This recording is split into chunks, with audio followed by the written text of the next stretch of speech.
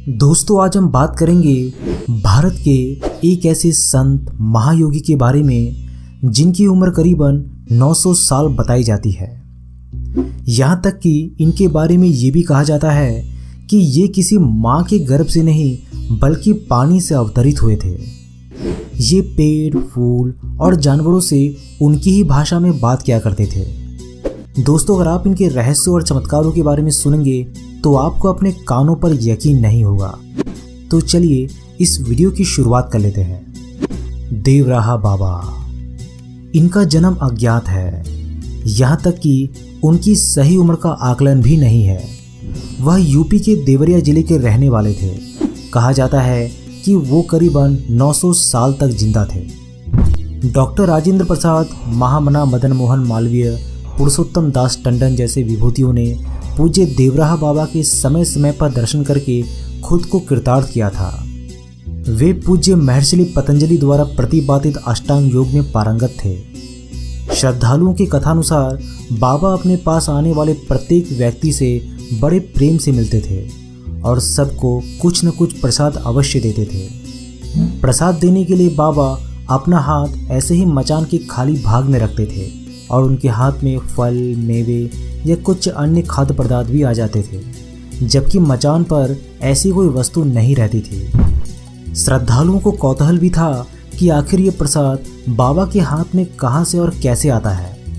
जनश्रुति के मुताबिक वे खिचड़ी मुद्रा की वजह से आवागमन से कहीं भी चले जाते थे। उनके आसपास उगने वाले बबूल के पेड़ों में कांटे नहीं होते थे। चारों तरफ सुगंध ही सुगंध का माहौल रहता था। लोगों में विश्वास है कि बाबा जल पर भी चलते थे और अपने किसी भी गंतव्य स्थान पर जाने के लिए उन्होंने कभी भी कोई भी सवारी का सहारा नहीं लिया और ना ही उन्हें कभी किसी ने सवारी से कहीं आते जाते देखा भी था। कहते हैं कि वे किसी महिला के गर्भ से नहीं बल्कि पानी से अवतरित हुए थे। यमुना के किनारे वृंदावन में वे 30 मिनट तक पानी में बिना सांस लिए रहते थे। उनको जानवरों की भाषा समझ में आ जाती थी। खतरनाक जंगली जानवरों को वे पल भर में काबू कर लेते थे। लोगों का मानना है कि बाबा को सब पता रहता था कि कब, कौन और कहाँ उनके बारे में चर्चा हुई। उनकी याददाश्त इतनी तगड़ी थी कि दशकों बाद भी मिले व्यक्ति को पहचान लेते थे और उनके दादा परदादा तक का नाम भी वह इतिहास तक बता देते थे। बाबा फोटो, कैमरे और टीवी जैसी चीज़ों को देखकर अचंभित रह जाते थे। वह उनसे अपनी फ़ोटो लेने के लिए कहते थे। उनका नियंत्रण हर चीज़ पर था, यहाँ तक कि वे अगर नहीं चाहते थे तो रिवॉल्वर से गोली तक नहीं चलती थी। उनका निर्जीव वस्तुओं पर भरपूर नियंत्रण था। एक बार की बात है जब वृंदावन के यमुना पार देवराहा बाबा का डेरा जमा हुआ था। अधिकारियों में अफरा तफड़ी मची थी। प्रधानमंत्री राजीव गांधी को बाबा के दर्शन करने आना था। प्रधानमंत्री के आगमन और यात्रा के लिए इलाके की मार्किंग कर ली गई। आला अफसरों ने हेलीपैड बनाने के लिए वहां लगे एक बबूल के पेड़ की डाल काटने के निर्देश दिए। भनक लगते ही बाबा ने एक बड़े पुलिस ऑफिसर को अपने पास बुलाया और पूछा, पेड़ को क्यों काटना चाहते हो? अफसरों ने कहा, प्रधानमंत्री की सुरक्षा के लिए ज़रूरी है। बाबा बोले, तुम यहाँ अपनी पीएम को लाओगे, उनकी प्रशंसा पाओगे। पीएम का भी नाम होगा कि वह साधु संतों के पास जाता है, इसीलिए इसका दंड तो बेचारे पेड़ को भुगतना पड़ेगा। वह मुझसे इसके बारे में पूछेगा तो मैं उसे क्या जवाब दूंगा? ये पेड़ नहीं काटा जाएगा। अफसरों ने अपनी मजबूरी बताई कि पूरा पेड़ तो नहीं काटना है, इसकी बस एक टहनी ही काटी जानी है। मगर बाबा जरा भी राजी नहीं हुए। उन्होंने कहा कि यह पेड़ होगा तुम्हारी निगाह में, मेरा तो ये सबसे पुराना साथी है, दिन रात मुझसे बतियाता है, ये पेड़ नहीं कट सकता। इस घटनाक्रम से बाकी अफसरों की दुविधा बढ़ती चली गई। आखिरकार बाबा ने उन्हें तसल्ली दी और कहा कि घबराओ मत, अब पीएम का कार्यक्रम टल जाएगा। तुम्हारे पीएम का कार्यक्रम मैं ही कैंसिल करा देता हूँ।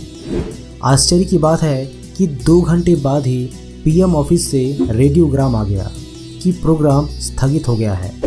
कुछ हफ्तों बाद राजीव गांधी वहां आए, लेकिन पेड़ नहीं कटा।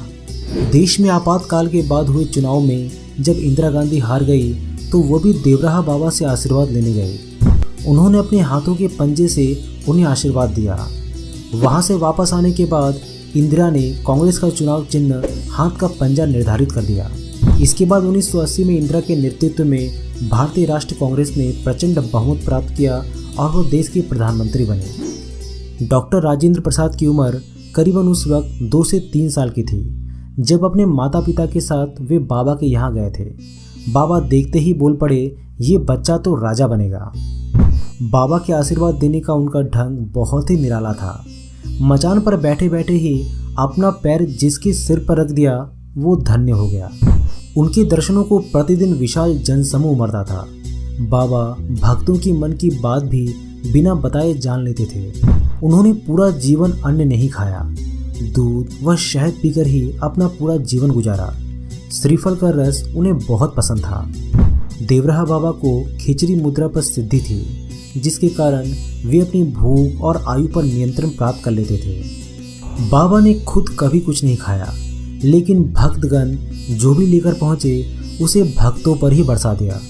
उनका बताशा मखाना हासिल करने के लिए सैकड़ों लोगों की भीड़ हर जगह जुटती थी।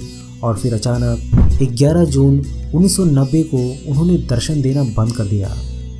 लगा जैसे कि कुछ अनहोनी होने वाली है। मौसम तक का मिजाज बदल गया। यमुना की लहरें तक बेचैन होने लगी। मचान पर बाबा त्रिबंध सिद्धासन पर बैठे ही रहे। डॉक्टर की टीम ने थर्मामीटर पर देखा कि पारा अंतिम सीमा को तोड़ निकलने पर आमादा है।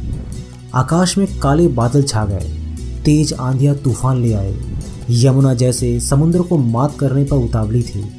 लहरों का उछाल बाबा की मचान तक पहुंचने लगा और इन्हीं सब के बीच शाम 4 बजे बाबा का शरीर स्पंदन रहित हो गया।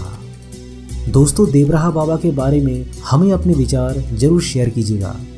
अगर आप एक ऐसे योगी के बारे में जानना चाहते हैं जो करीबन 21 साल से तपस्या में लीन है, तो ऊपर दिए गए आई बटन पर क्लिक करके उस वीडियो को ज़रूर देखिएगा। मैं हूं आपका दोस्त प्रदीप। जल्दी मिलता हूं आप सभी के साथ एक नए वीडियो के माध्यम से। तब तक के लिए अपना ख्याल रखिएगा।